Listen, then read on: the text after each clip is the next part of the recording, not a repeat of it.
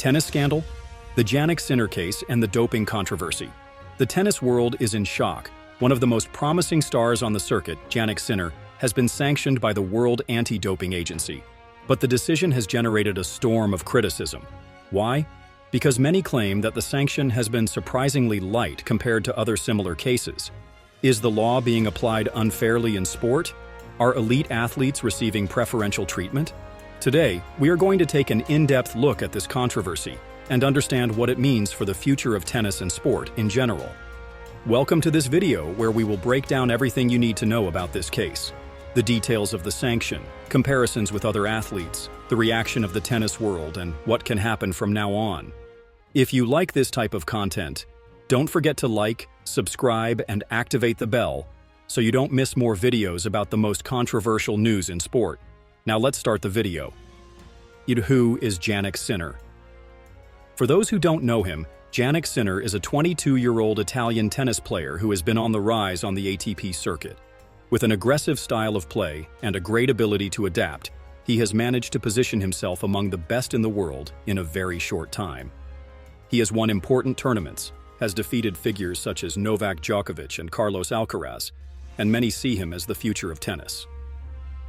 But now, his image has been tarnished by an unexpected scandal, a doping sanction that has generated more questions than answers. And what happened? On-screen graphics showing WADA's announcement of the sanction, highlighted text with dates and figures. On 20th of February 2025, the World Anti-Doping Agency announced that Sinner had tested positive in a doping control carried out after a tournament held in December 2024.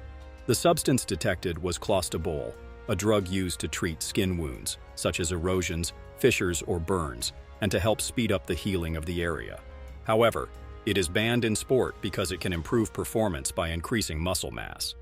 However, the sanction imposed was only a 3-month suspension, which generated strong controversy, since in the past we have seen similar cases that received much harsher sanctions. According to WADA, the reduction of the sanction was due to Sinner arguing that the substance entered his body accidentally. According to the International Tennis Integrity Agency, ITIA investigation, the presence of clostebol in Sinner's body was accidental. A member of his team applied a spray containing clostebol to his own skin, and subsequently, by providing daily massages to Sinner, an inadvertent transdermal contamination occurred. Initially, the ITIA exonerated Sinner of guilt, but the World Anti-Doping Agency, WADA, appealed this decision. Before a hearing at the Court of Arbitration for Sport, CAS, Sinner and WADA reached an agreement that resulted in a 3-month ban from February 9 to May 4, 2025. This suspension will allow him to participate in major tournaments such as Roland Garros and other Grand Slams of the season. Why is there controversy? This is where the story gets interesting. This sanction has been criticized because many consider it too light. To understand why, let's look at some similar cases where the sanction was much more severe. Maria Sharapova case, 2016, suspended 15 months for the use of meldonium, although she argued that she took it without knowing that it was prohibited. Simona Halep case, 2023, suspended 4 years for doping, although she also alleged contamination in her supplements, and other athletes. If we compare with these examples, Sinner's sanction seems too light. So, are we facing a case of favoritism? Do top players receive lighter sanctions? What do the experts and the public think? WADA defended the sanction, arguing that Sinner's case was a million miles from intentional doping and that a longer suspension would have been excessive, given that the positive test was the result of accidental contamination. WADA's general counsel, Ross Wenzel, defended himself against all these criticisms, assuring that the level of the sanction was the right one for what had happened. On social media, fans are divided.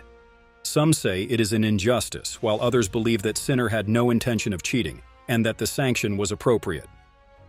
What do you think? Leave it in the comments. I want to read your point of view. So, what's next for Sinner and for tennis?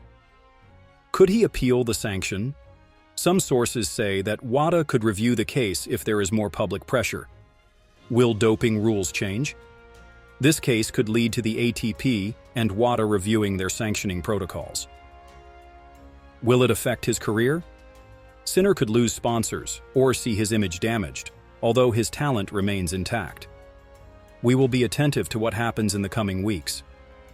This case leaves us with many questions about fairness in sport. Are the rules being applied fairly, or is there special treatment for certain players? What is certain is that the issue of doping remains a great controversy in the world of tennis. If you liked this video, don't forget to like it, subscribe, and activate the bell for more content about the controversies of the world of sport.